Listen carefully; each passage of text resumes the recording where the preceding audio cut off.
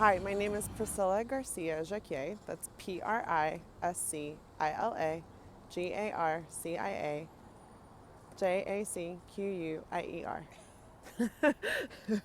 Okay, we're through. And that was all. Thank you so much. Yeah. Did you become a writer or have you always been a writer? I became a writer. I went to school for theater directing, and after a long heartbreak with the theater, moved to Los Angeles to actually make money. And now we're here. My first job was being a staff writer on Blind Spotting on Stars.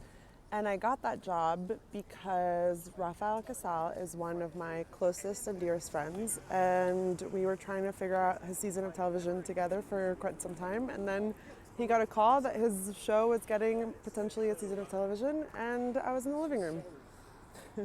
We were 3 writers, 4 including our showrunner.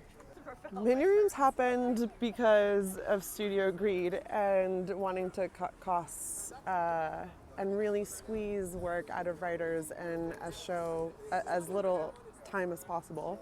And to be able to buy something, hold on to a title without necessarily fully investing in it.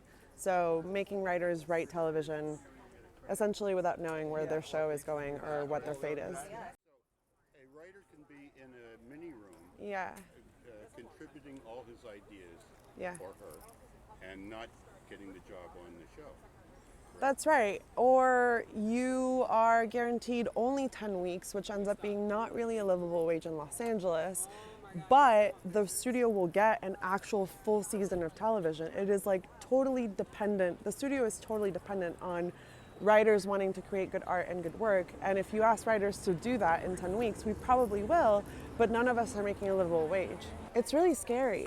It's really, really scary because when you really read about how these giant companies are affecting, like what we're seeing as WGA members is happening across culture industries, right? Or like it's sort of it's mirroring what happened first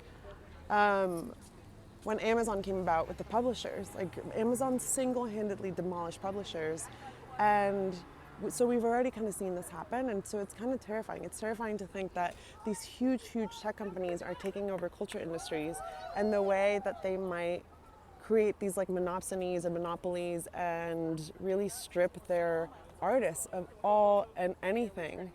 So I'm kind of afraid. I really am so grateful for this strike, and I'm so grateful for this union for taking this on, because I think it's really like spearheading something that is going to be affecting every single artist across all culture industries in the world.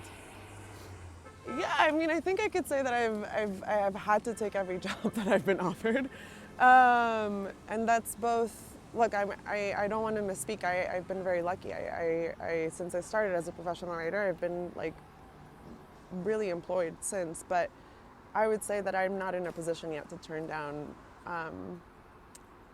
opportunities financially.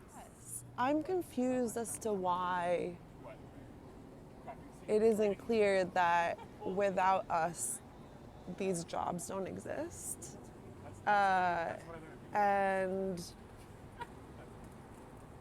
that I know is corporate greed, but us not being on the same page about that, it's like your jobs wouldn't exist if we didn't exist. So I don't get that.